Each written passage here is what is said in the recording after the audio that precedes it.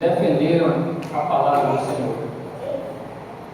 E nós sabemos o custo que foi para que eles pudessem se posicionar ao lado da palavra do Senhor.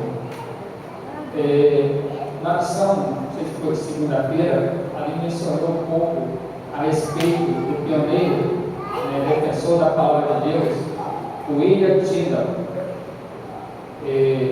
Ele foi um dos pioneiros que lutou para que a palavra de Deus pudesse se encontrar em suas e em minhas mãos.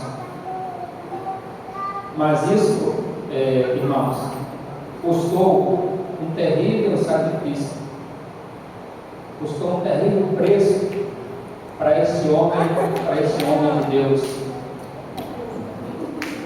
Lá a história nos fala que ele foi estrangulado ali pelos carrascos, está vendo? E depois queimaram o seu corpo. Antes desta terrível execução, esse moço, ele fez uma oração, e na sua oração ele proferiu as seguintes palavras: Senhor, abra os olhos do rei da Inglaterra. O que leva, irmãos, uma pessoa em face de ser destruído ou destruída a sua vida, fazer uma oração nesta magnitude? Só tenham a pensar que esta pessoa tem muito da palavra de Deus em sua vida, porque do contrário não dá para expressar tais palavras. Eu quero nessa noite ler alguns textos com os senhores, e o primeiro deles se encontra em Hebreus. Abra sua Bíblia aí em Hebreus, o capítulo 4 e o verso 12. Hebreus 4, o verso 12.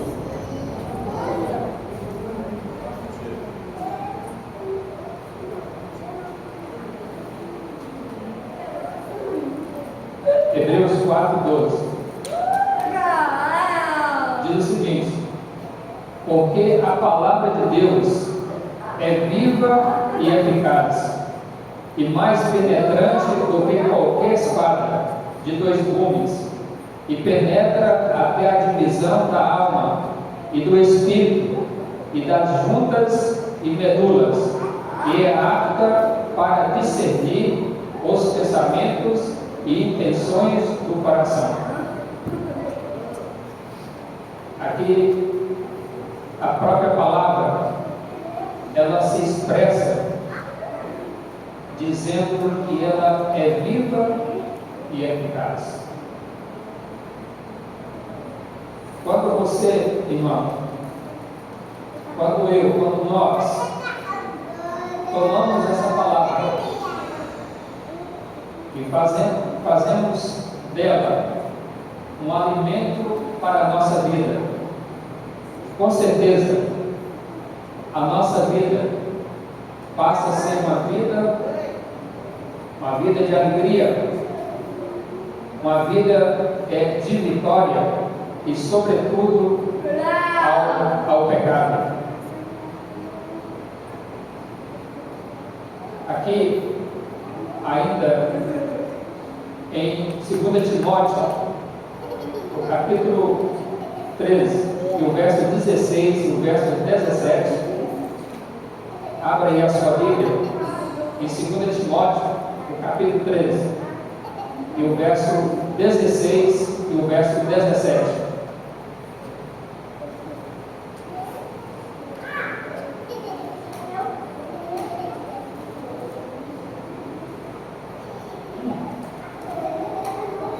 Alguém da congregação, encontrando aí, poder ler, faz favor. Toda escritura é inspirada por Deus, útil para ensino, para repreensão, para correção e para instrução da justiça, para que o homem de Deus seja apto e plenamente preparado para toda boa obra. Veja, irmãos, o poder da palavra. Veja o poder que tem a palavra de Deus.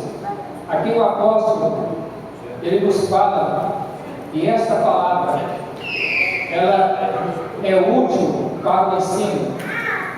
Quantas coisas, irmãos, quantas coisas nós temos aprendido a partir de então, quando entramos em contato com a palavra de Deus. A partir de então, quando passamos a ler a palavra de Deus. Quantas coisas você tem aprendido? Não é isso, irmão Flávio? Quantas coisas a palavra tem nos ensinado? E é interessante, irmãos, que quando o povo de Israel ia fazer o acampamento, ali foi dada a instrução que quando eles fossem fazer as necessidades deles, naquelas imediações, eles levassem um graveto, uma coisa assim, né, para poder cavar, para depositar as suas fezes, para que aquilo não pudesse ficar exposto, né, para poder provocar doenças ou enfermidades para aquele povo. Veja, irmãos, até nisso, a palavra de Deus nos dá instruções, coisas assim, quem sabe, simples, mas útil para a vida, para a nossa vida. Já não falando em outras questões, né, significativas, né, a respeito aí, da nossa saúde. Então, quando ela fala aqui, é útil para o ensino, para a repreensão. Quantas coisas a palavra de Deus tem repreendido você? Quantas coisas ela tem me repreendido? Às vezes você vai para uma direção, a Bíblia fala assim, não é essa a direção, te aponta outra direção. E quando você está em sintonia com a palavra de Deus, de fato, você vai na direção que Deus está indicando, porque é a melhor opção, é a melhor ideia ou sugestão, né, da palavra do Senhor.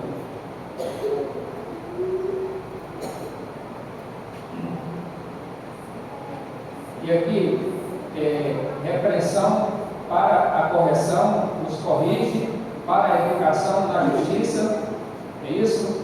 Então, quando nós, irmãos, passamos a estudar a palavra de Deus, nós somos assim, quem sabe, educados na palavra, né?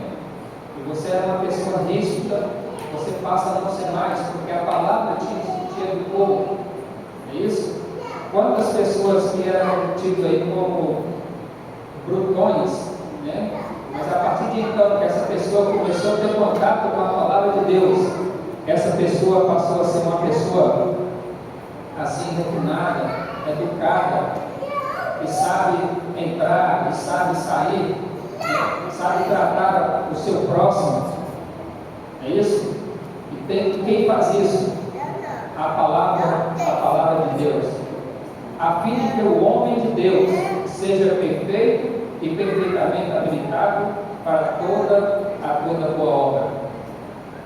Se queremos fazer algo, irmãos, é a palavra que vai nos orientar, né? É ela que vai nos habilitar, né? Para que sejamos pessoas perfeitas, habilitadas para toda boa obra.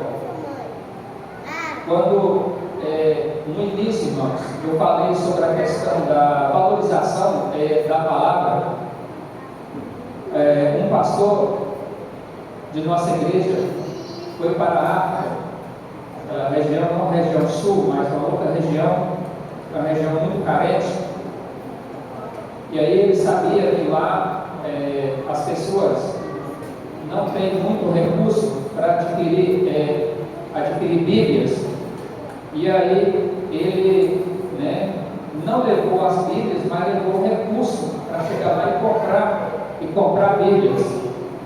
Mas levou muita cesta básica para atender as comunidades ali naquela região.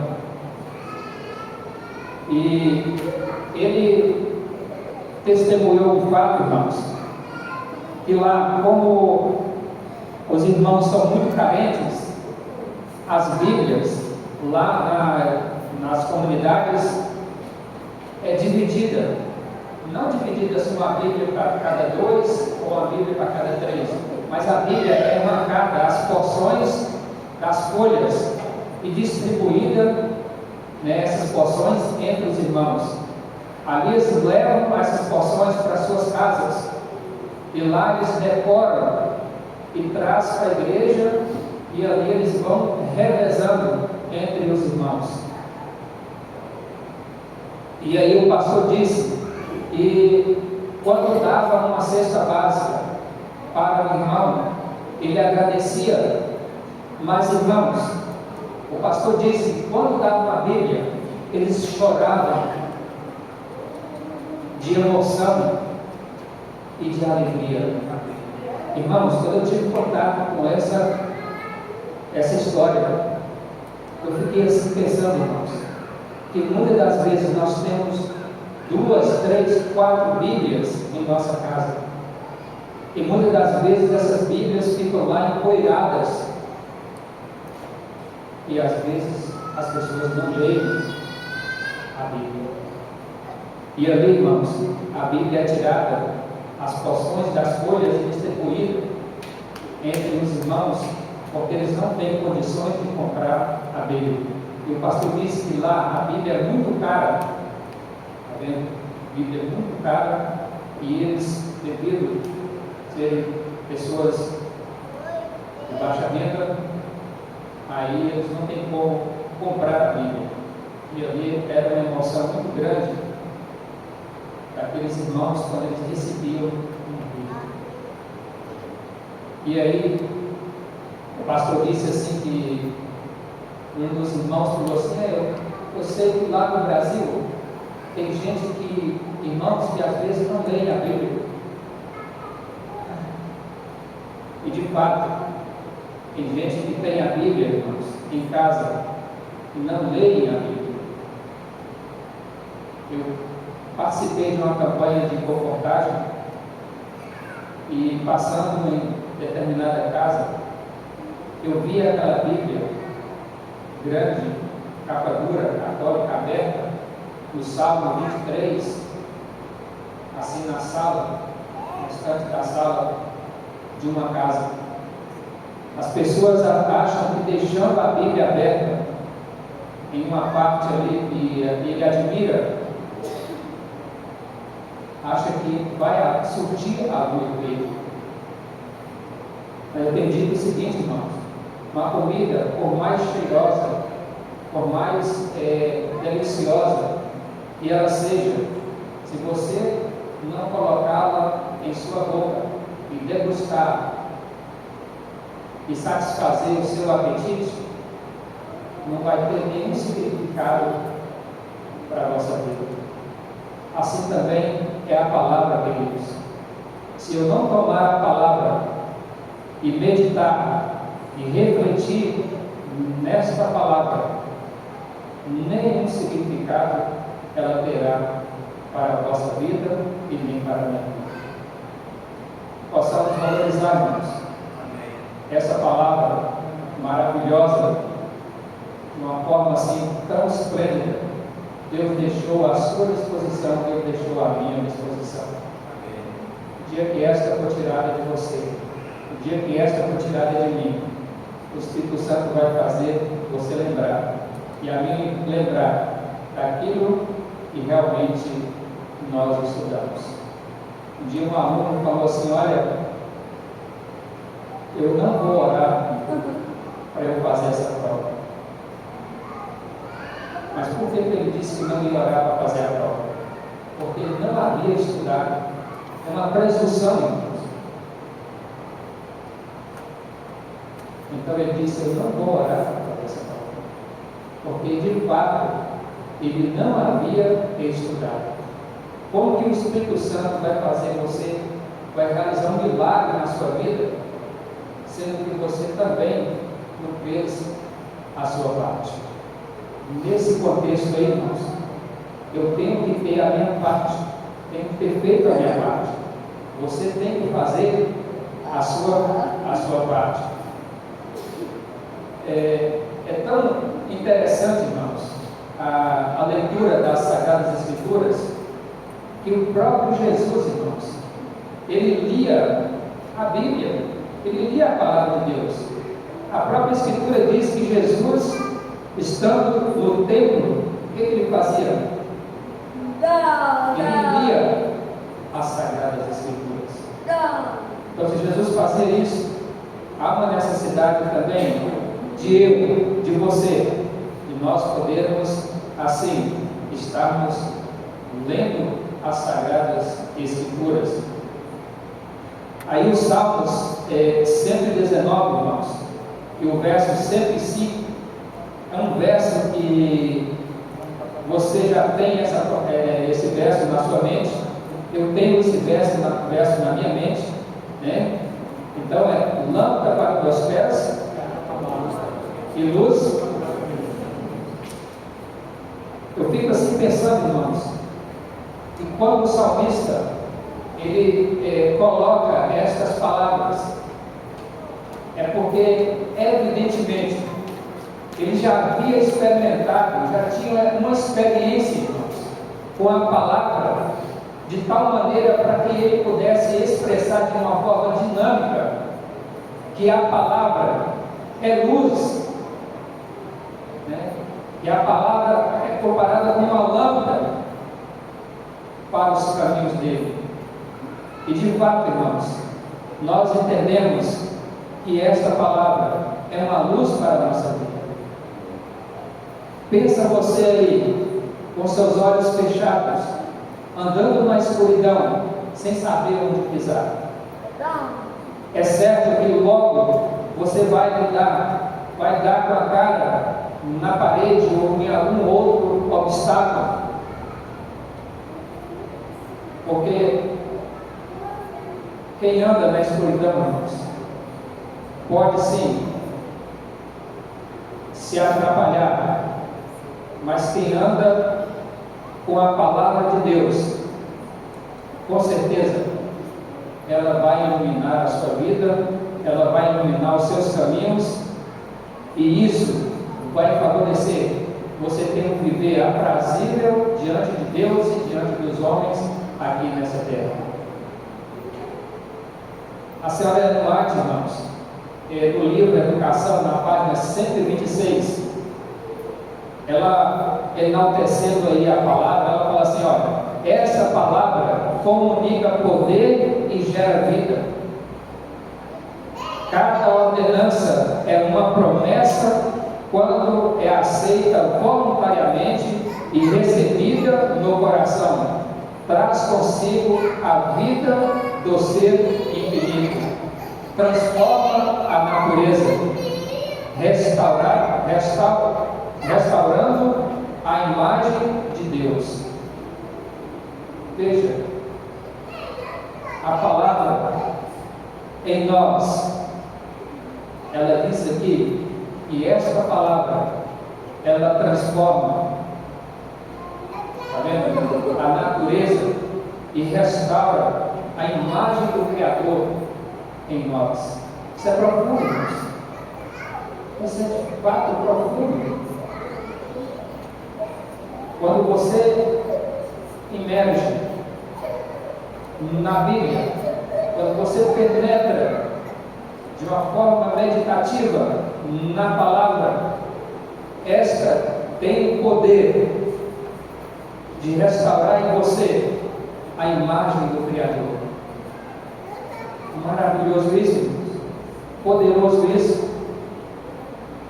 E ainda no Salmo 119, e o verso 9, fala assim: olha, como purificará o jovem o seu caminho? E aí, o salmista, inspirado por Deus, ele responde, ele dá a resposta para nós. Na sequência do verso, ele diz assim, observando conforme a tua palavra. Olha, você que é jovem, se há algum problema no seu caminho, se há alguma dificuldade no andar com Deus, se há algum empecilho lá no seu trabalho, como você harmonizar isso? Como você observar isso? Resolver isso? O salmista fala, observe conforme a palavra. Para todas as facetas, irmãos, da nossa vida, para todas as circunstâncias, a palavra tem instruções, a palavra tem orientações. Mas o fato é, irmãos, que devido à circunstância que alguns passam, em meio a uma situação, vai buscar, quem sabe, do vizinho, uma ideia, uma sugestão, e às vezes não recorre à fonte do poder, à fonte da orientação segura, que é a palavra. Às vezes a cabeça ficou doendo, passou por uma situação de enfermidade, a gente não tem um remédio, busca primeiro, quem sabe, ali na vizinhança, para depois ir mais distante. E aí precisamos, primeiramente, buscar a fonte, que é a palavra de Deus. Mais um texto aqui do Espírito de Profecia, está aí no Testemunhos Seletos, o volume 3, a página 238. Ela, enaltecendo aqui, mais uma vez, a palavra de Deus, diz assim: ela, ou seja, a palavra de Deus, é a sabedoria de Deus e o poder de Deus, e atua com toda a pujança no coração receptivo. Eu fiquei aqui um pouco intrigado com esse vocabulário, quando ela colocou aqui, com toda a pujança no coração receptivo. E eu fui buscar mais informação a respeito do contexto dessa palavra aqui. Significa grande força, vigor, robustez. Então, a palavra é a sabedoria de Deus e o poder também de Deus, e atua com todo o poder, com todo o vigor. Para quê? Para que o coração seja receptivo. Veja, irmãos, como é maravilhoso saber que esta palavra, ela tem força, saber que esta palavra, ela tem vigor, saber que essa palavra nos traz robustez no coração receptivo. Como é que você se sente ao você pegar, ao você tomar a palavra para meditar? Seu coração nem fica, ele fica aberto, ele fica o coração receptivo, ou ele fica o coração fechado, amarrado? Pelo contrário, irmãos, nosso desejo é que o coração sempre seja um coração aberto, receptível a esta palavra, que realmente nos dá vigor, nos dá poder, nos dá assim, energia para o nosso viver diário. E Na lição que nós estamos estudando essa semana, irmãos, logo ali no verso que fala, o verso para memorizar, no 119, o verso 11, lá fala assim: olha, escondi a tua palavra no meu coração, para não pecar o quê? Contra ti. Eu refleti neste verso, irmãos. Eu pensei um pouco na vida do salmista. E quando ele escreve estas palavras, eu imagino que nesse momento, os pecados que ele havia cometido no passado já tinham ficado no passado, porque agora, irmãos, ele sentia a palavra no seu coração, e aí então não tinha mais espaço para o pecado. Ele colocou a palavra no coração, e aí não sobrava mais espaço para pecar contra o seu Deus. E precisamos fazer também o mesmo, irmãos. Não deixar espaço no nosso coração para que o inimigo venha tomar o mínimo de espaço possível. Porque se tiver ali, irmãos, um lenço branco e pingar uma manchinha de tinta preta, logo você vai ver essa manchinha, por mínima que ela seja, você vai ver, você vai enxergar. O nosso coração, ele precisa ser tomado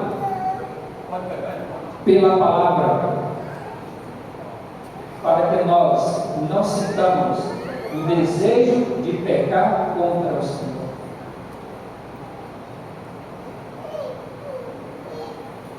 Porque muitas das vezes, irmãos, você trata as pessoas por rispidez, por ignorância, porque exatamente nesse momento o coração esvaziou da palavra, e aí outra palavra, outra erva daninha, se assim podemos dizer, ocupa o espaço, e aí então você passa a expressar aquilo que é conivente e é coerente com a ideologia do inimigo. Mas se você, se nós estamos intimamente ligados, sempre escondendo a palavra no nosso íntimo, no nosso coração, nós iremos pecar contra o nosso Deus. Quando a palavra, irmãos, é de fato entesourada no coração, temos as armas, com as quais enfrentar o astuto inimigo.